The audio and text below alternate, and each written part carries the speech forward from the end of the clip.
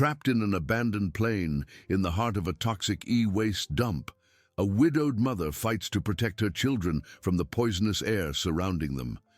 Each breath is a risk, and hope dwindles with every passing day in this deadly refuge. The air was thick, heavy, each breath a conscious effort. Anna opened her eyes to the faint, filtered light that seeped through the grimy windows of the abandoned Boeing.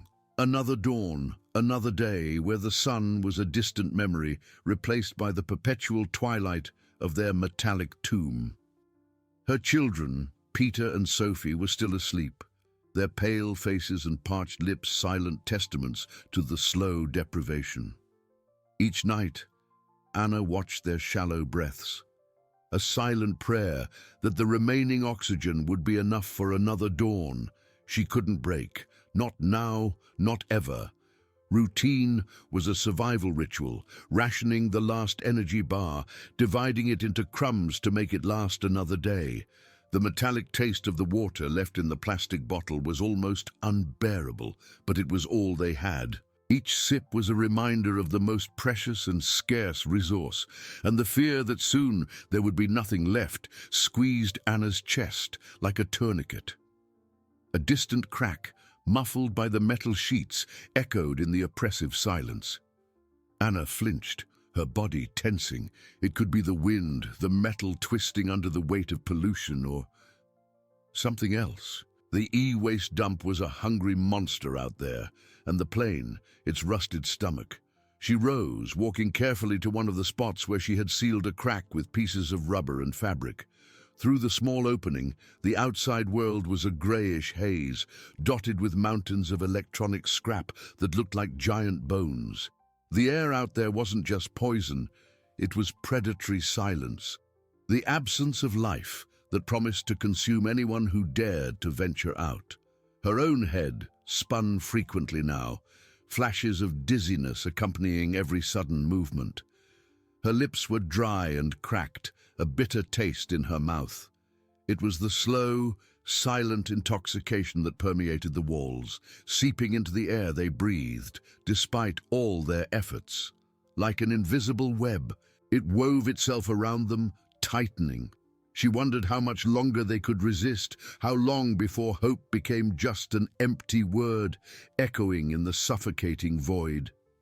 Peter, the elder, coughed, a dry, worrying sound that tore through the silence.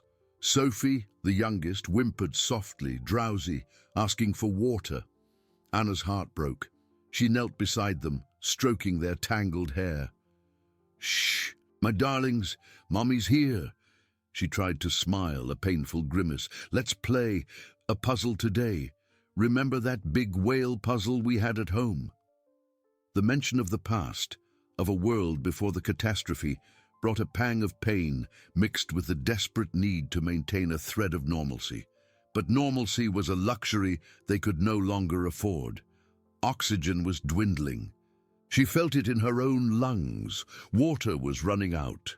There was nowhere left to run inside that carcass. Something had to change. If there was an emergency purification system, a secret water source, she needed to find it. Now. Despair, instead of paralyzing her, ignited a new spark. She stood, her gaze sweeping the plane's interior, no longer just as a refuge, but as a challenge. Every panel, every compartment, every tangled wire could hold the key to survival, or the confirmation of their inevitable defeat. Anna's gaze swept over every inch of the plane's interior, a new perspective opening in her exhausted mind. It was no longer a static refuge, but a labyrinth of possibilities. Shadows danced in the corners, shaping deceptive forms in the gloom. Peter and Sophie still slept, the fragile sleep of those fighting for every breath. The sight of them was the anchor that kept her from succumbing to the despair that threatened to swallow her. She started with the ceiling panels, her hands brushing the cold, dusty surface. Each touch raised clouds of metallic dust that irritated her already scratchy throat. The air, heavy and dense, seemed to resist every breath, a constant reminder of the slowness with which the poison settled in their bodies. The panels were sealed, some with rusted screws that refused to turn, others welded by time and corrosion. A sharp, scraping sound of metal reverberated when she tried to force open one of the covers of an overhead compartment. The reverberation made her stomach churn. Fearing she might wake the children or attract anything moving outside, the e-waste dump was a constant echo of creaks and clangs, the groan of metal twisting under the toxic sun, and the wind, when it came, howled like a hungry predator. Anna moved to the cockpit section, where the complexity of the controls seemed a tangle of dead nerves. Colored wires intertwined in an indecipherable web. Connectors hung loose like lifeless tendrils. She knew that aircraft emergency systems were designed to be robust, but how long could a system survive in this hell? She ran her fingers over faded buttons, reading illegible labels, feeling hope diminish with each fruitless second. A headache throbbed in her temples, dizziness returning with greater force. Oxygen was scarce. Her body screamed for pure air. She needed water, the water that promised to save her children, the water she didn't know if it even existed. Suddenly, her fingers brushed against something unusual beneath a seat that had been ripped out and tossed aside. It wasn't metal nor dust. It was a rubberized material, different from the rest of the decrepit interior. With difficulty, she pulled the seat away, revealing a smaller, hidden panel with no visible screws. There was a small, almost imperceptible lever on one side. With a concentrated effort, Anna pulled the lever. A dry click and a soft hiss filled the silence. The panel opened slowly, revealing a dark, narrow compartment. Inside, there was no water, no obvious purifier. Instead, there was a set of faded evacuation maps, and beneath them, a cylindrical metal object connected to a series of thin tubes that disappeared into the aircraft's structure. On top of the cylinder, rusted letters were barely legible. Water purification system, emergency, do not tamper. Anna's heart gave a violent leap. This was it. It was real. But the cylinder was covered in a crust of rust. The tubes looked corroded. There was a pressure gauge that read 0 and a large, dusty red button with the word "Activate." The euphoria was immediately tempered by doubt. Would it work? Or would it just be another empty hope? A useless piece of iron in a sea of despair? She hesitated, her hand hovering over the button. What would happen if she activated it? There could be something dangerous, or simply nothing. But the image of Peter and Sophie's pale faces propelled her. She had no choice. That system, however old and damaged it seemed, was their last chance. Anna had no time to hesitate. The image of Sophie asking for water, Peter's dry cough, the dizziness that assailed her, all converged into a single desperate impulse. Her trembling hand pressed the red button. A hollow click resonated through the narrow compartment, followed by a metallic groan that seemed to come from the very heart of the plane. The sound of something moving, scraping and creaking, reverberated through the structure, making the heavy air vibrate. For a moment, nothing else happened. The silence that followed was even more terrifying than the noise, a void that promised the annihilation of their last hope. Anna's heart sank, but then a low, almost imperceptible hum began to emanate from the cylinder. At first, it was a faint sound, like a trapped insect. Gradually, the hum grew, transforming into a subtle hiss accompanied by a dripping sound that echoed in the plane's silence. Anna leaned in, her eyes fixed on the base of the cylinder, where a small metallic nozzle pointed downwards. 1 drop, 2, 3. Water trickled out. It was a thin, light brown stream, murky with the impurities of years of abandonment. It wasn't the crystal-clear water she had dreamed of, but it was water. The smell was metallic and earthy, but not the putrid stench of the dump outside. Anna fumbled around, finding a small, cracked plastic cup they used for rationing crumbs. She positioned it under the nozzle, watching the drops slowly accumulate. The sound was like a melody amidst the chaos. The flow increased slightly, becoming a steady drip, but still slow, agonizingly slow.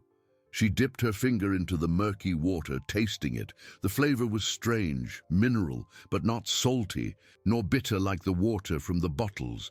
It was water, pure, even with the color. It was the promise. Peter stirred, coughing once more, and his eyes opened. He looked at Anna, then at the cup. Water? His voice a hoarse whisper. Sophie also awoke, her blue eyes wide with surprise and hope at the sight of the cup. Yes, my darlings, Anna managed to say, her voice thick with emotion. Mommy found water. She poured a little into her palm, watching Peter drink eagerly. He coughed again, but this time not from thirst, but from surprise. It's different, he said, his pale features gaining a tint of curiosity. Sophie held out her small hand, her eyes pleading. Anna refilled the cup, giving it to the girl, who held it with both hands, taking small sips. Watching her children drink that newly discovered water was like seeing a flower bloom in the desert. A knot untangled in Anna's chest, the tension released in a deep sigh. But the euphoria was ephemeral. The flow was too slow to fill a bottle quickly, and the system emitted an intermittent creak, as if struggling to function. Still trapped, still poisoned by the air, but now with a source, however precarious, of the most essential liquid. The murky gleam of the water in Sophie's cup was a beacon, but the fragile hum of the system was a constant reminder of the thin line separating them from darkness. They had water, but for how long? And the oxygen, the invisible poison, continued to slowly suffocate them.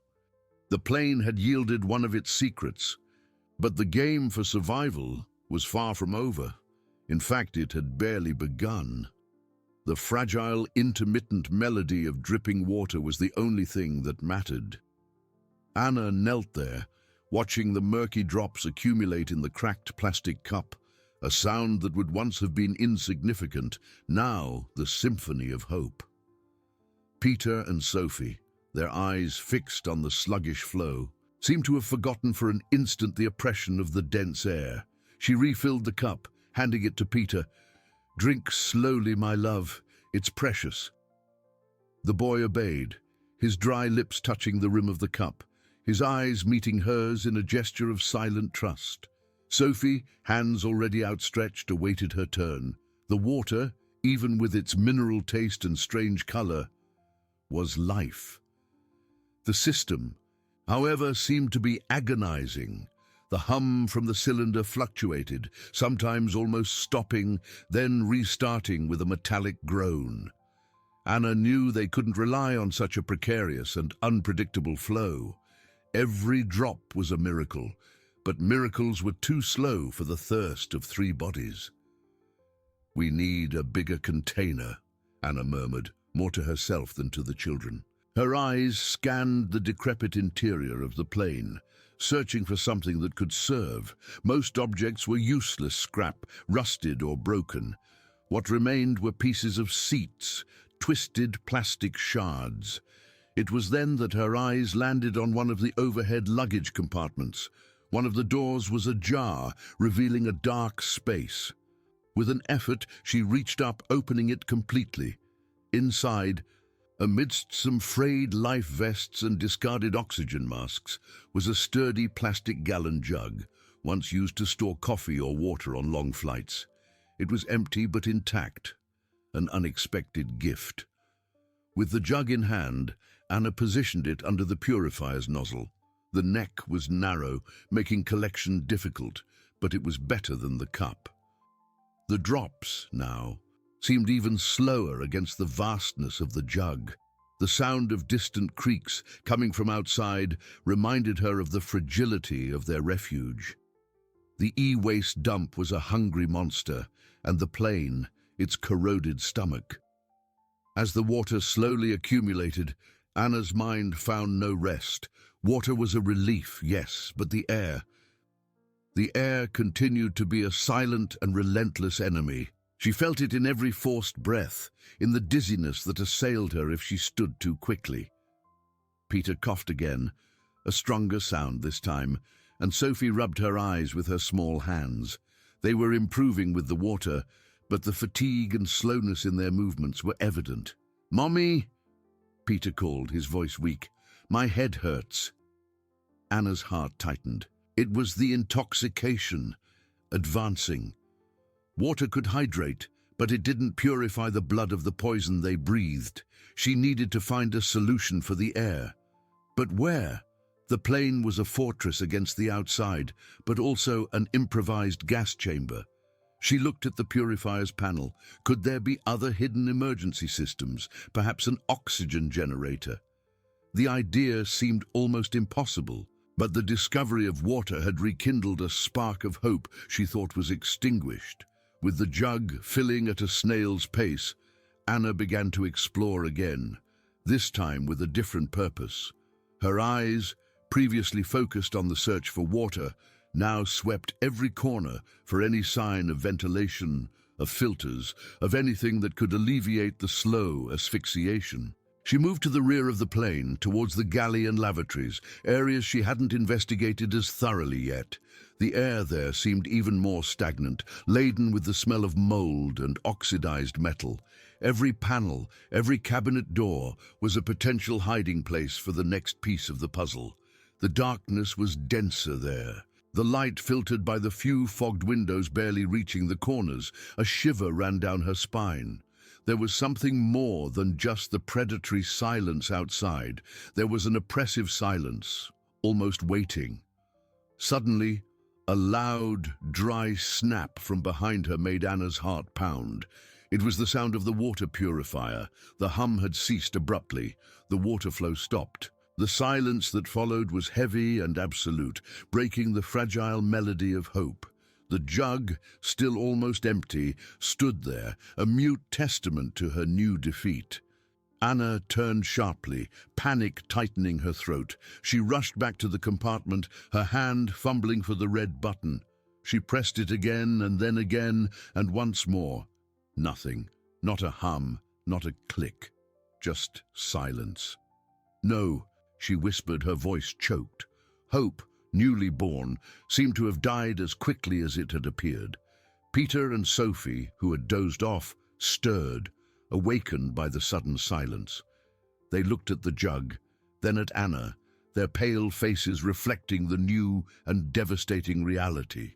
The plane, in its silent cruelty, had offered a glimpse of salvation only to snatch it from her hands. That rusted cylinder, which once seemed a miracle, was now just another useless piece of metal.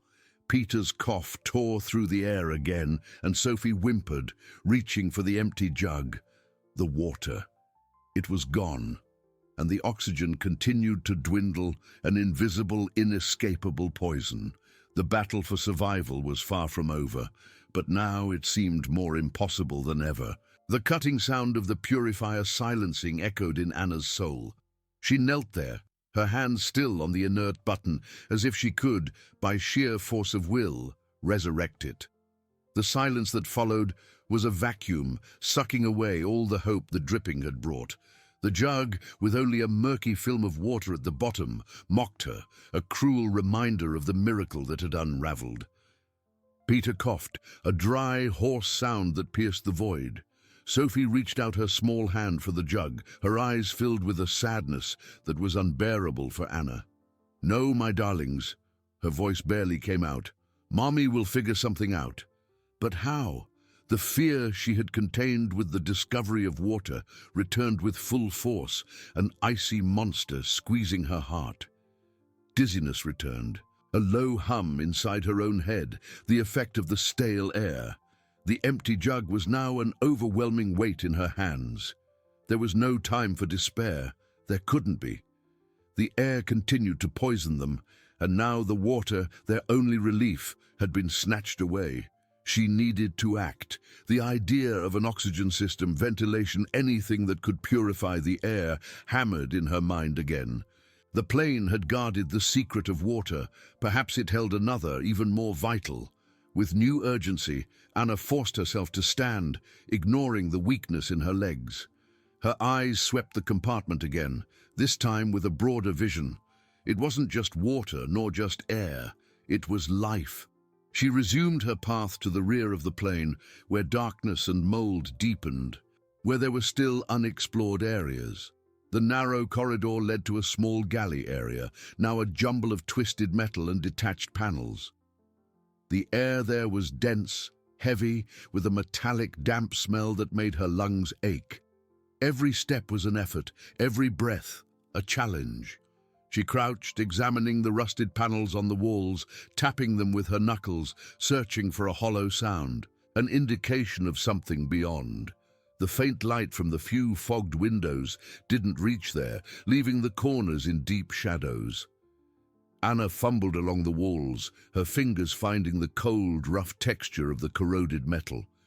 Suddenly her hand brushed against something different, a smaller, more discreet panel hidden behind a broken bracket. It looked like a maintenance access, different from the others. With her heart pounding in her chest, Anna tried to force the panel. It was stuck. She applied more force, her arm muscles trembling. A metallic groan resonated as the latch gave way with a dry snap. The panel opened slowly, revealing a small, dark niche. Inside, dusty and covered in cobwebs, was a set of tubes and valves and a small fan, completely still. And, above them, a faded diagram. Anna turned on her phone's flashlight, the trembling light illuminating the diagram. It was a rudimentary schematic of an emergency ventilation system, with arrows indicating airflow and control valves. One arrow pointed to the fan, and another to a larger panel on the outside of the fuselage, which she had noticed before but dismissed as a common service door. This system, however, seemed to be a network of air filters. She ran her finger over the almost illegible letters. Air Purification System, Emergency. But the fan was silent, inert. The tubes looked corroded. It was another promise of salvation, possibly as ephemeral as that of the water. As Anna studied the diagram, a muffled noise caught her attention. It wasn't from the plane. It came from outside, a sound of something dragging heavily across the metallic fuselage. A chilling shiver ran down her spine. The sound repeated, closer this time, a metallic scrape that seemed to come from above, from the plane's ceiling, right above them. Peter and Sophie, who had dozed off again, stirred, their eyes wide with fear. The e-waste dump wasn't just a toxic environment. It was also a hiding place for creatures, or worse, for people. The fear of the unknown outside was as real a threat as the poison in the air. The sound ceased abruptly, leaving a heavy, oppressive silence, far more frightening than any noise. Anna closed the ventilation system panel with a soft click, her heart hammering. The air inside was growing denser, and oxygen diminished with each of their breaths. But the danger outside, that sound, whatever it was close. And now Anna had to decide. Focus on the poisonous air killing them from within, or on the invisible danger lurking outside, perhaps awaiting the right moment to invade their last refuge. The choice was a silent torture, and time was slipping away with every forced breath. Anna remained crouched, her heart beating a frantic rhythm against her ribs. The air was heavy. With each inhale, there seemed to be less oxygen and more of the plane's damp metal. The external scraping sound had stopped, but the silence that followed brought no relief, only a sense of waiting, of something unseen observing. She looked at Peter and Sophie, who huddled together, their eyes wide with a childish fear she couldn't appease with empty words.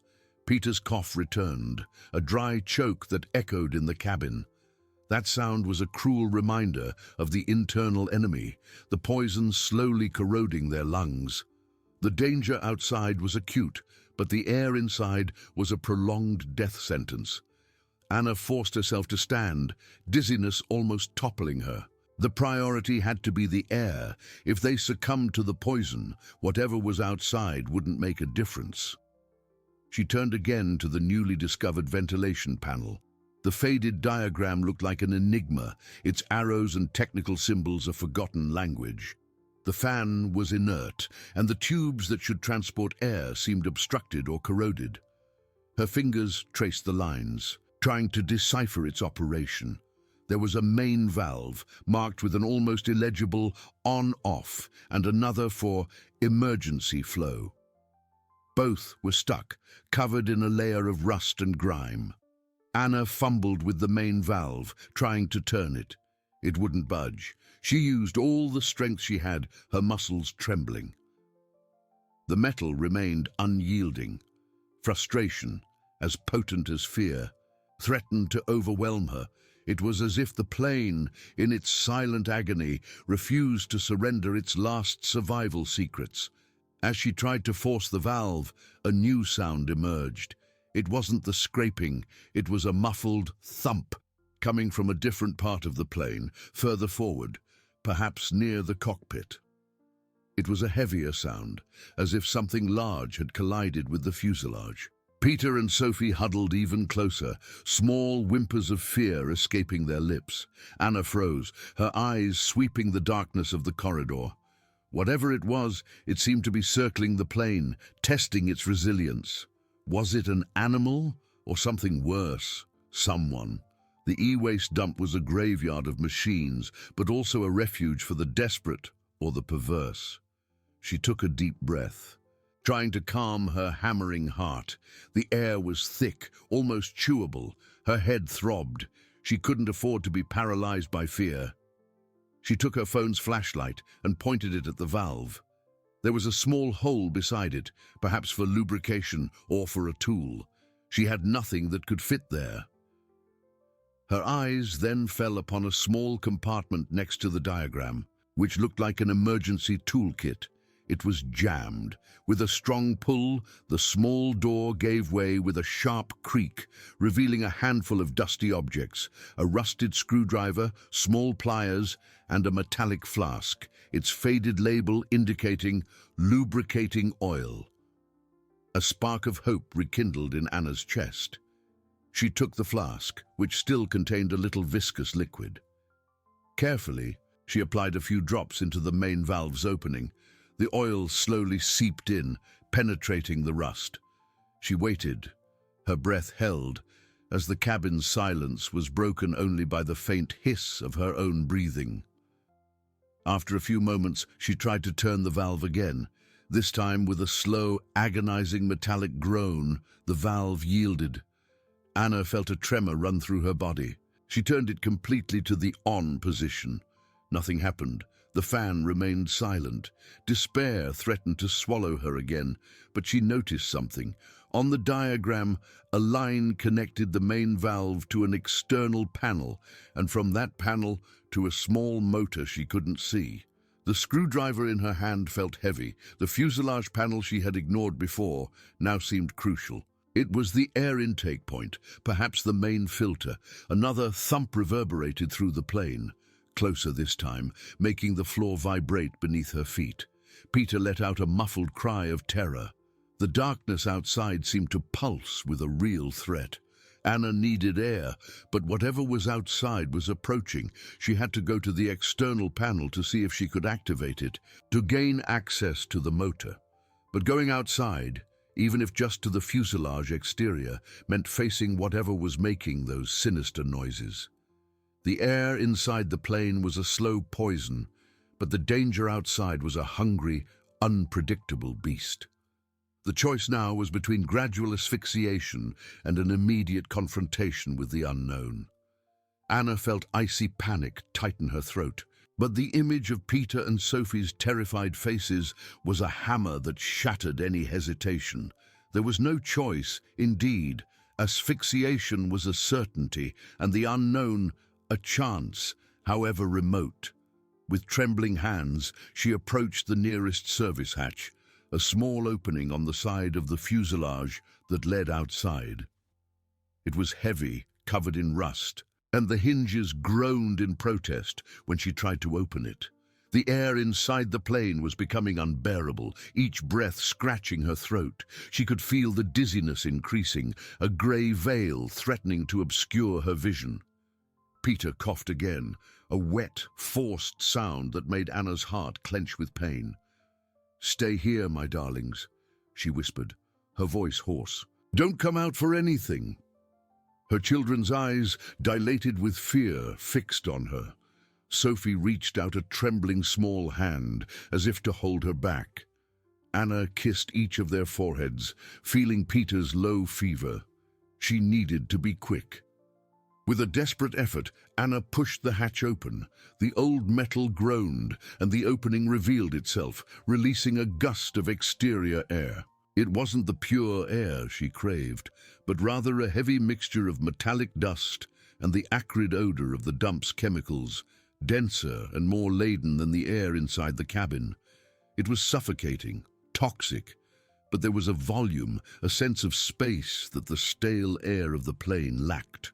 The sun had already set, and the darkness of the dump was almost absolute, sprinkled with distant points of flashing lights from some abandoned machinery. The phone's flashlight cut through the gloom, revealing mountains of electronic scrap that rose like shapeless monoliths. The wind groaned among the wreckage, a ghostly chorus that seemed to carry whispers.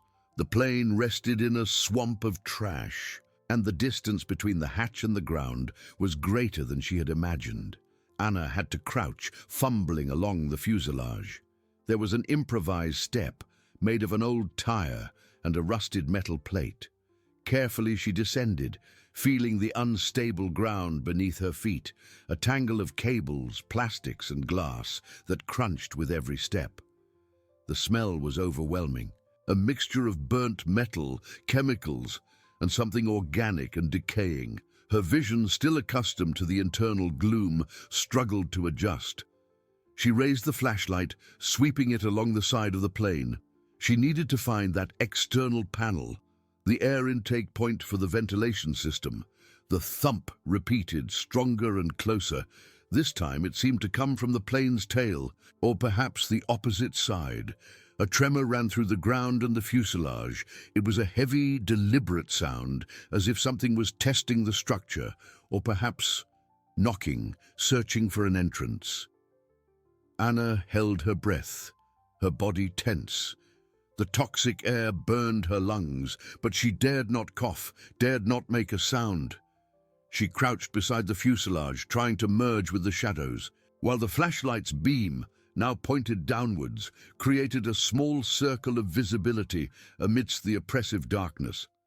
The silence stretched, filled only by the wind's moan and the rustle of debris. She felt her muscles protest, her head throbbing. She had to continue. Her children's lives depended on it. With redoubled caution, she moved along the fuselage, fumbling at the cold, sharp metal. Her eyes strained to find the panel the diagram indicated. Every shadow seemed to move. Every piece of trash seemed like a lurking figure. The air was colder than inside the plane, but Anna sweated with apprehension. Finally, her flashlight's beam found it. A rectangular panel, slightly larger than the others, with a metallic grille and what appeared to be a small attached motor. It was covered by a thick layer of dust and cobwebs, and some of the grille's slats were bent or missing. She knelt, examining the mechanism. There was a corroded manual switch marked AIR intake. Anna tried to activate it, but it was stuck. She took the rusted screwdriver she had brought with her and tried to force it. The metal creaked, but it wouldn't budge. The motor seemed completely inoperative. The wires coming out of it were exposed, and some appeared severed. The purification system was much more damaged than she had imagined. A low, almost inaudible howl tore through the wind. It wasn't human. It was a harsh, guttural sound that seemed to come from afar, but carried a predatory familiarity. It wasn't an animal from the dump. It was larger. The hairs on her arms stood on end. She needed more time, more tools. She couldn't fix that there in the dark, under imminent threat. She tried to force the motor cover, but it too was jammed. As she struggled, her phone's flashlight trembled, and a metallic glint caught her attention. It wasn't from the plane nor the trash. It was a subtle shimmer, hidden among a pile of cables and scrap a few meters away, partially covered by a torn tarp. A morbid curiosity, mixed with a pang of hope, propelled her. Could it be a tool? Something that could help her? She crawled, staying crouched, towards the glint. The howl repeated, closer this time, and sounded like a response, a distorted echo of her own movement. Anna's heart pounded uncontrollably. When she reached the tarp with a hesitant pull, the revelation made her blood run cold. It wasn't a tool, it was a boot, a heavy, dirty work boot, semi-buried in the trash, and beside it, an improvised pickaxe. And next to the boot, a fresh drag mark on the ground, as if something had been pulled away. The howl transformed into a low, guttural growl, so close that Anna could feel it vibrate in the ground. The darkness before her seemed to condense, taking shape. Something large, heavy, and decidedly alive was there. She wasn't alone out there. The air became even heavier, not from the toxic fumes, but from pure, freezing terror. Anna swallowed hard, the bitter taste of fear in her mouth. The choice was no longer between the slow poison and the external danger. The danger was there, tangible, and perhaps it was too late to run. The low, guttural growl filled the silence, no longer a distant echo, but a palpable presence that made the scrap-strewn ground vibrate beneath Anna's knees. It was heavy, deep and laden with unmistakable intent. The air became dense, not just from the toxic fumes, but from a pure, freezing terror that paralyzed her. The darkness before her seemed to condense, taking on a shapeless form, larger than a man, more agile than a common animal. It was no longer a question of choosing between the slow poison and the external danger. The danger was there, tangible, and perhaps it was too late to run. Her phone's flashlight, still pointed downwards, trembled in her hand, dancing over the boot and the improvised pickaxe. She dared not raise it, fearing the light would attract even more of the creature's attention. A sudden movement in the trash before her, the crunch of metal being stepped on, the rustle of severed cables. The creature was moving, approaching, circling her. Anna could feel the cold air it displaced, the dark mass closing in a semicircle. Her eyes, dilated with panic, tried to pierce the darkness, but it was useless. She was blind, deaf to everything except the creature's ragged breathing and the furious pounding of her own heart. The boot and the pickaxe and the drag mark. Someone had been there, someone who perhaps no longer was. Anna's mind raced, trying to piece things together, but fear clouded her reason. Whatever it wasn't something she could face. With an instinctive tug, Anna grabbed the pickaxe. It was heavy, unbalanced, the rough handle against her sweaty palm. An ineffective weapon, but the only one she had. She slowly rose, turning to face the direction from which the latest sound had come. The pickaxe's point aimed at the dark mass. A harsh hiss ripped through the air, a sound that seemed to scrape metal and throat at the same time. It was a warning, a challenge, and then a pair of eyes, small and glowing like red embers, emerged from the darkness. They fixed on her, unblinking, emanating a primal, malicious intelligence. The creature was muscular, covered in rough, uneven skin, almost as if it were part of the dump itself. Its movements were slow and deliberate, yet carried a contained power, like a predator about to spring. Anna recoiled a step, the pickaxe trembling in her hands. The creature's proximity revealed a nauseating stench, a mixture of rot, oxidized metal, and something wild and damp. Her lungs protested against the toxic air, and nausea rose in her throat. A muffled scream, coming from inside the plane, cut through the air, a sound of childish panic. Sophie. She must have heard the growl, felt the vibration. Her children were inside, defenseless, and she was out there, under the gaze of that monster. There was no time for anything else. She couldn't fix the motor now. Her children's lives were more important than the air, because without her, there would be no life at all. With a sudden, desperate decision, Anna turned and ran, not towards the plane, but away from the creature, using the fuselage as a shield. She threw herself between a tangle of cables and a twisted panel, trying to create some distance, some obscurity. The ground slipped beneath her feet, a minefield of sharp, unstable debris. The creature's footsteps were heavy and fast, crushing the e-waste with brutal force. The sound was deafening, each step a reverberating thud that seemed to follow Anna's every movement. She could feel the heat of its presence at her back, its foul breath almost touching her. She needed to reach the hatch. If she could get inside, maybe she could seal the plane, buy some time. But the path was blocked by the creature. She couldn't risk turning around and being caught. Anna stumbled, falling to her knees in a pool of viscous oil. The flashlight slipped from her hand, rolling a few meters ahead, and darkness closed in on her, almost complete, except for the two red points of the creature's eyes, which now seemed closer than ever. The growl intensified, a vibrating sound of triumph. A heavy thud hit the ground right beside her, and the twisted metal of a piece of scrap flew, grazing her arm. The pain was sharp, but overshadowed by terror. The creature was toying with her, cornering her, savoring the fear. With the pickaxe in hand, Anna crawled desperately, fumbling in the darkness, trying to reach the flashlight. Her fingers brushed the cold object, and she grabbed it, the faint light trembling again. She raised it, pointing it at the creature in an act of blind desperation. The light, even faint, hit the red eyes, and the creature recoiled a step, emitting a sound of irritation, a sharp hiss. That was her chance. The sudden glare had disoriented it. Anna got up, the pickaxe heavy in her hand, and ran back to the hatch, ignoring the pain in her arm. Her lungs burned, her throat was on fire, but she kept going. Her children's cries echoed in her mind, propelling her. She reached the hatch, her hands scratching the rusted metal. With a frantic pull, she yanked it open, almost tumbling into the plane. Behind her, the growl returned, stronger, more urgent. The creature was recovering, coming to its senses. Anna threw herself inside the plane, feeling Sophie and Peter's hands pulling her in. She turned, slamming the hatch shut with all the strength she had left. The old metal groaned in protest, and a dull thud hit the outside, making the fuselage tremble. The creature was there, outside, testing the door, scratching the metal with powerful claws.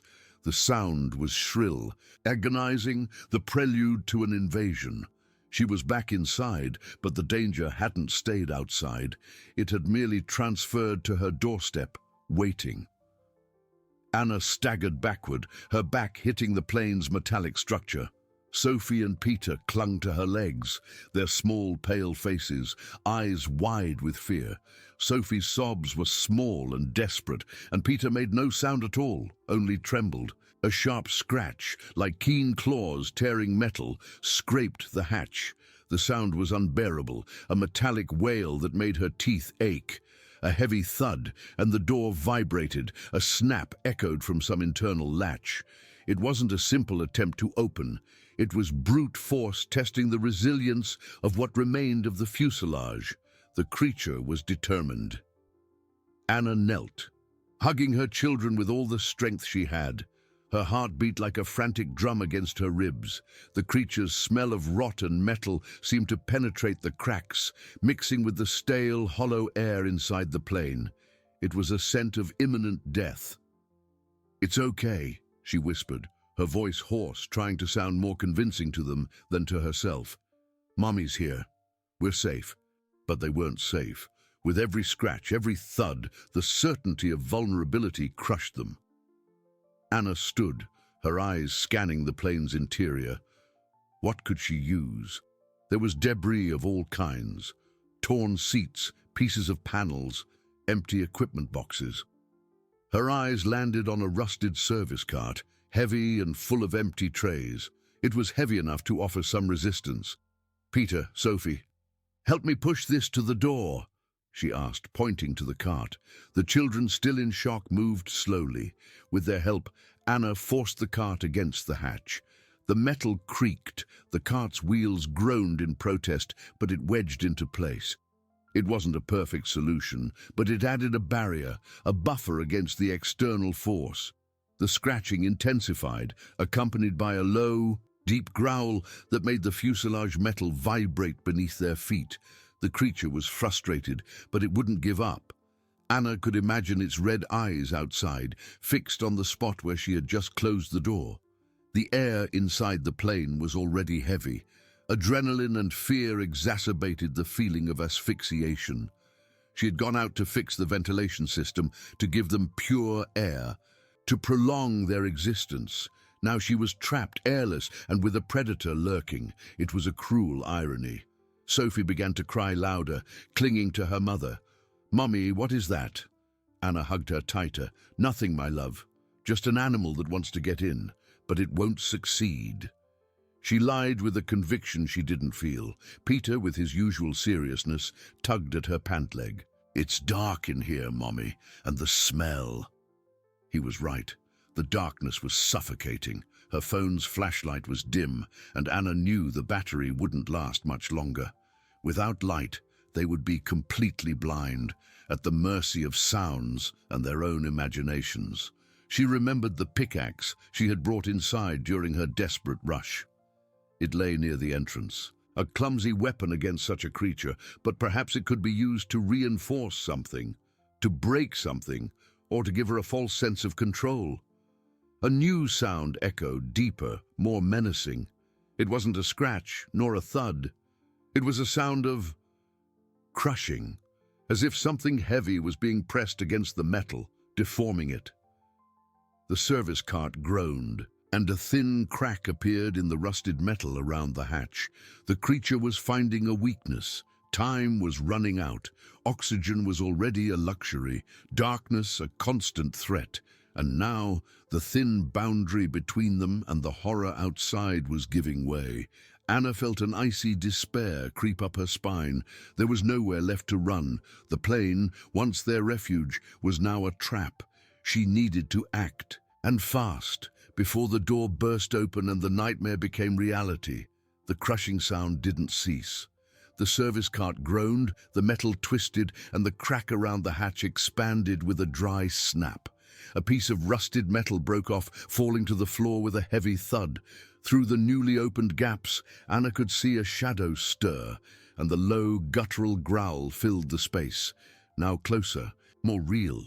The creature was forcing its way in, testing the limits of their improvised fortress. "Mommy, it's coming in!"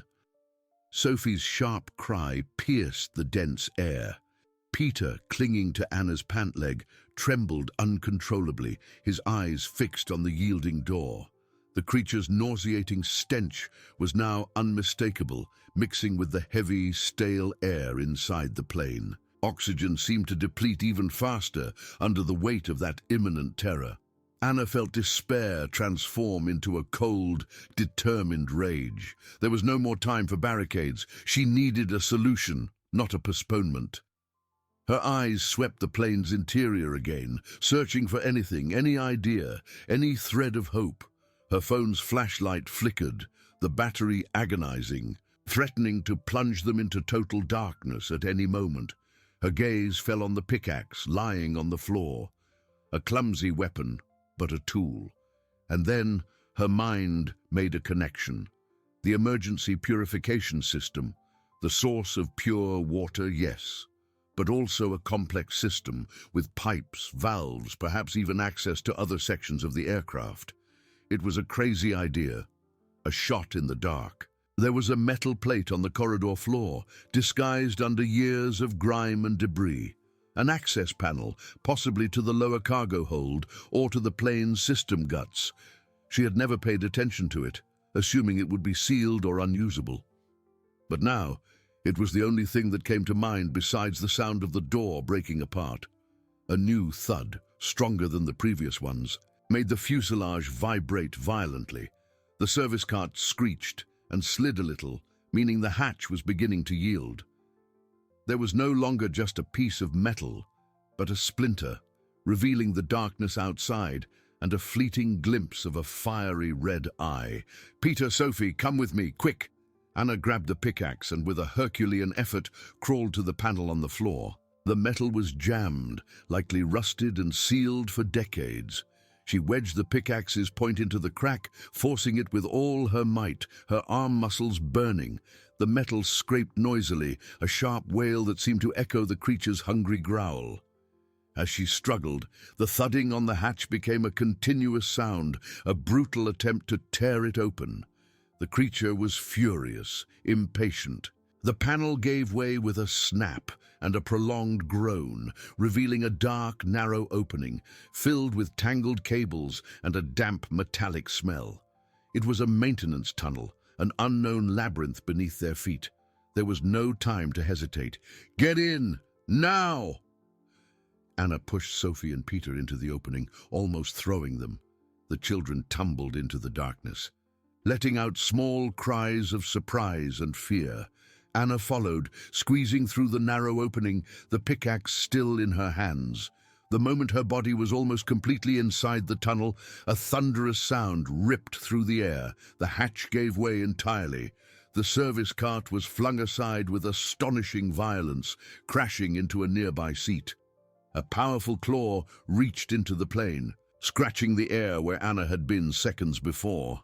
She pushed the panel back with her foot, using the pickaxe to try and lock it somehow. The creature roared in fury, a sound that made the plane's guts tremble. Its red eyes, now fully visible, gleamed with savage intelligence and palpable frustration. It had failed by a hair's breadth. Anna was now trapped in an even more claustrophobic and dark space with her children, the smell of metal and dampness filling her lungs. Oxygen was an even greater luxury down here, but for a brief and precious instant, they were safe from the creature, which howled and scratched at the panel above them. The escape was merely a postponement, but in that moment, it was all she could give them. The tunnel stretched forward, an unknown path to the plane's heart, or perhaps to something even worse. She needed to find the purification system, not just for the water, but as the only hope for a new refuge or an escape route. The air down there was even denser, saturated with the smell of damp metal and ancient mold. The darkness was absolute, swallowing Sophie's small cries and Peter's petrified silence. Above them, the metal panel trembled again, accompanied by a frustrated growl that reverberated through the metallic walls, amplifying the sound and the sense of danger. Anna turned on her phone's flashlight, a weak, flickering beam that barely scratched the darkness. The battery was dying, the dying glow casting ghostly shadows on the tangled tubes and corroded cables that lined the tunnel. She could feel the children's eyes fixed on her, awaiting an answer, a direction. "Come on," she whispered, her voice a mere thread in the confined space. "We need to keep going." They crawled, Anna in front, the pickaxe dragging on the metallic floor, clearing the path of loose debris. The smell of rot, which had previously come from outside, now began to mix with the internal mold, a new and disturbing addition to the already unbreathable air. Every movement was an effort, every inch gained, a victory. Sophie whimpered, the sound muffled by claustrophobia. Peter, clinging to his mother's pant leg, trembled, but struggled to follow. The tunnel, a labyrinth of cold, dirty metal, seemed to stretch infinitely. Exposed wires hung like metallic cobwebs, and puddles of rusted water shimmered faintly under the phone's dying light. Every few meters, Anna tested the metal of the walls, searching for any vibration, any indication of a side passage, any clue. She vaguely remembered a diagram she had seen in an old plane manual, a rudimentary map of the emergency systems. The purification system's piping should be larger, more robust, and would lead to a sealed chamber deep within the aircraft. Suddenly, a faint, almost imperceptible hum seemed to come from somewhere ahead. a mechanical, rhythmic sound, different from the creature's growls or the plane's metallic groans. It was a pulse, a promise. Anna's heart leaped with hope.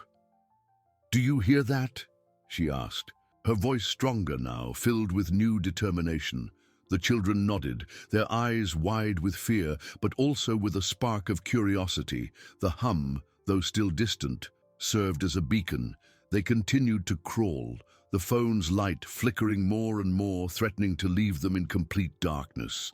The tunnel began to descend on a gentle slope, and the hum became more distinct. A constant pulse of working machinery, a sound of life, where they had only expected silence and death. But with hope came a new danger. One of the metallic walls seemed thinner at one point, with a crude patch made of a different metal plate, precariously bolted. Anna touched it, and the metal was cold, damp. A dry snap echoed from the patch, and a trickle of dirt and debris fell from the ceiling. Right above, the tunnel wasn't as safe as she had hoped. It too was yielding under the weight of time and abandonment. Above them, the creature's roar intensified, a lament of fury mixed with a deeper scratching sound, as if it were trying to dig them out. The panel above trembled violently, causing more debris to fall. Time was running out, even down here. Even though fear tightened her chest, Anna had to go on. For Sophie, for Peter, that hum, that promise of water and perhaps clean air was the only thing that kept them moving. She strained her muscles, pulling herself forward, the children following closely, each of them a tiny flame of resilience in the oppressive darkness. Finally, the tunnel opened slightly into a smaller, higher chamber, though still cramped. In the center, enveloped in an aura of faint flickering light that seemed to emanate from within an old control panel, was the purification system. A complex network of tubes, valves and filters, some glowing with a strange, greenish, bioluminescent moss. The hum was now a soft, almost audible purr, a sound of promise and mystery. The air there, though still stale, felt a little less heavy, a little fresher. But the dying light of Anna's phone revealed something more. The control panel was covered by a thin layer of greenish crystals, and one of the main tubes was cracked, with a shimmering green drop of water slowly oozing out. It slowly dripped down the rusted metal of the cracked tube, falling into the darkness with a faint, almost inaudible plink. Anna watched it, her heart pounding in her chest. It wasn't the clear, crystalline water she had expected. It was a strange, almost alien liquid that seemed to defy the very notion of purity. Sophie and Peter huddled behind her, their eyes wide, reflecting the greenish light emanating from the system. A brutal growl erupted above them, so loud it made the compartment's tubes vibrate, and a trickle of dust and debris rained from the ceiling. The creature was furious. The sound of claws scraping metal intensified, a continuous, desperate scratching. The panel above them shuddered under the impact of a heavy blow. They didn't have much time. "What is that, Mommy?" Sophie whispered, her voice trembling. Anna had no answer. Her fingers brushed the greenish crystals covering the control panel. They were cold, smooth, and emitted a soft luminescence. The system's hum, though promising, now seemed mixed with a dissonant note of uncertainty. The premise of pure water was the only thing that sustained them. But that was different from anything she had imagined. The pickaxe, still in her hand, felt heavier now. A defensive tool, but useless against the question that hung in the air. Risk the unknown, or wither in the certainty of slow intoxication and thirst. Oxygen was an even greater luxury in that space. Each breath scratched her throat. She knelt before the system, the phone's agonizing light casting dancing shadows. The cracked tube was small, but the constant flow of the shimmering green drop was unmistakable. There was a main valve, rusted but still distinguishable. On an auxiliary panel, an old lever, marked with the drawing of a water drop. "We have to try," Anna said, more to herself than to the children. "We have no choice." She searched with her eyes, desperately, for something she could use to seal the crack. If the water was pure, she didn't want it to leak. If it was toxic, she needed to contain the spill. Her eyes landed on a torn piece of fabric, part of an old flight attendant's uniform that was caught between the cables. With trembling hands, Anna tore it free. It was a futile attempt, but it was all she had. She folded it and tried to wedge it into the gap, but the fabric was fragile, and the crack was irregular. A thunderous thud made the compartment vibrate again, and a larger piece of metal scraped from the panel above. Sophie and Peter's cries echoed in the confined space. The creature was almost succeeding. Anna turned to the main valve. She couldn't wait. With all her strength, she grabbed the lever and pulled. The metal shrieked in protest, a sharp wail that pierced the mechanical hum. An electrical, almost metallic smell filled the air, mixing with the mold and dampness. The lever yielded with a final click. The purification system roared to life. The soft hum transformed into a powerful purr, and the greenish light in the panel's crystals intensified, pulsing in a steady rhythm. The shimmering green drop in the crack, however, didn't stop. On the contrary, the flow increased slightly. Anna then noticed that the water oozing from the crack wasn't green itself.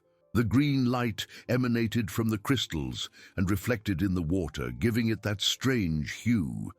The water itself appeared colorless, or nearly so.